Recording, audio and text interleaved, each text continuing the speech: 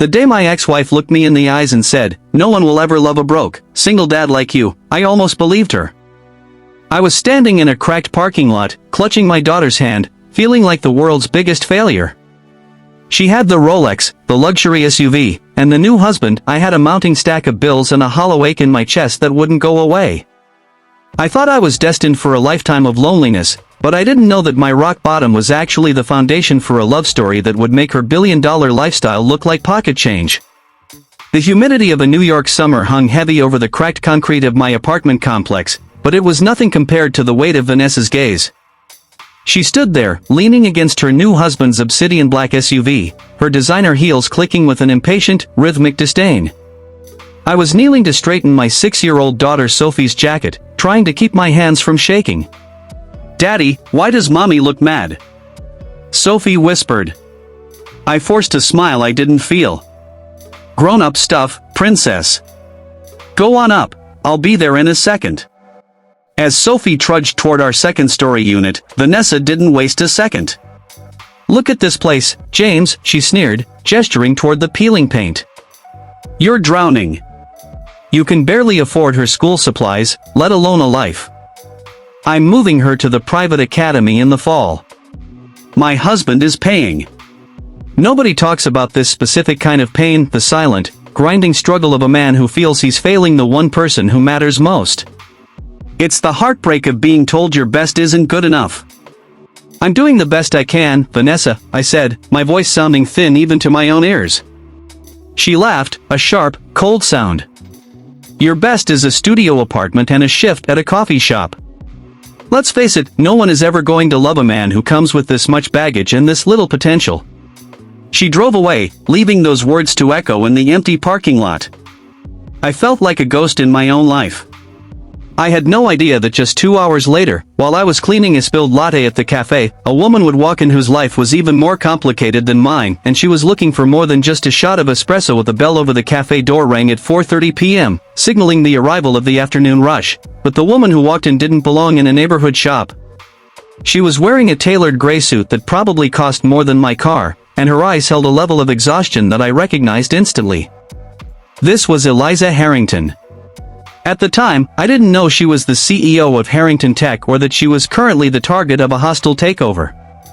I just saw another person who looked like they were carrying the weight of the world. She ordered a complicated triple-shot macchiato and then stared at her phone with a look of pure defeat. "Rough day?" I asked, sliding the drink toward her. She looked up, startled by the genuine question. "Rough year," she corrected, her voice soft. "People only want to talk to me when they want something. It's isolating." I nodded, thinking of Vanessa's Rolex. "I get it. Sometimes it's easier to be invisible than to be a target." We talked for 10 minutes, not about business or money, but about the loneliness of being at the top and the struggle of being at the bottom. She told me she felt like a gold-plated prisoner. I told her about Sophie and the pizza nights we had because I couldn't afford a movie. For the first time in years, a woman wasn't looking at my bank account, she was looking at me. When she left, she didn't leave a tip, she left her personal number on a napkin with a note, for someone who actually listens.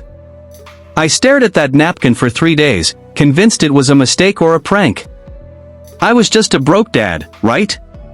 But when Vanessa showed up again to demand full custody, I realized I had nothing left to lose, and I finally dialed the number that would change my reality. The custody battle was the darkest period of my life. Vanessa used my financial status like a weapon, painting me as an unstable father in front of the court. I was sitting on a park bench, my head in my hands, when Eliza found me. She didn't come as a CEO, she came as a friend. "I heard what she's doing to you," Eliza said, sitting beside me. "People like Vanessa think money gives them the right to be cruel.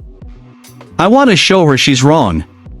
Eliza didn't just provide a lawyer, she provided a perspective I'd lost. She started showing up to Sophie's soccer games and bringing us dinner. She saw the beauty in our baggage. Nobody talks about the healing pain of finally being accepted for exactly who you are, scars and all. It's a vulnerable, terrifying feeling to let someone in when you've been told you're unlovable for so long. One evening, as we watched Sophie play in the backyard, Eliza confessed that her billionaire life was a house of cards. Her board was trying to oust her because she wouldn't compromise her ethics. "They think I'm weak because I care," she whispered. I took her hand. "They think I'm weak because I'm poor. Maybe we're both just the kind of people they aren't used to dealing with." In that moment, the CEO and the barista found a common ground that had nothing to do with net worth. Vanessa saw us together at a charity gala a month later, and her face turned a shade of white I'll never forget. She tried to warn Eliza about my past, but Eliza's response didn't just shut Vanessa down, it effectively ended her social standing in the city forever. The final court date wasn't the drama I expected, it was a quiet surrender. When Vanessa's lawyers realized Eliza Harrington was backing me, they folded. But the real victory wasn't the legal win, it was the look on Sophie's face when Eliza moved into our new home. We didn't buy a mansion to show off, we bought a house with a big kitchen where Eliza could learn to bake and Sophie could have a room that wasn't a makeshift nursery. 2 years later, I stood on our terrace, watching the stars with Eliza. My life had transformed from a construction site of broken dreams into a masterpiece of shared purpose. I remembered that day in the parking lot when Vanessa said no one would love me. I realized then that Vanessa's Rolex life was the true poverty. She was rich in things but bankrupt in soul. Nobody talks about this pain, the silent struggle of feeling like your circumstances define your heart. We live in a world that tells us we are only as valuable as our paycheck or our title. But Eliza taught me that the best revenge isn't wealth, it's living so well that the people who tried to break you become a distant, insignificant memory. Redemption isn't found in a bank account, it's found in the person who stays when the coffee is cold and the bills are high. Never let someone who doesn't know your heart tell you what you're worth. Your baggage is actually the strength that will eventually attract the person who is strong enough to help you carry it. "I'm glad you ordered something complicated that day," I whispered to Eliza. She smiled, leaning her head on my shoulder. "I'm glad you were making the coffee."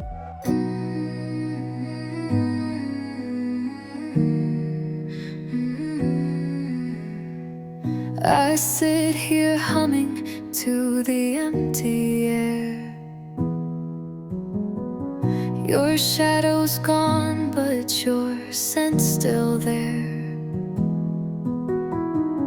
A song plays softly in the back of my mind. It's you I'm missing, can't leave you behind.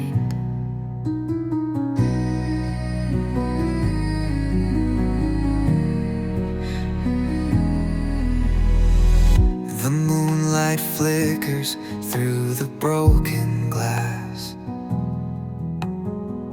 Each shard reflects the moments from our past. A melody we built, now torn apart. I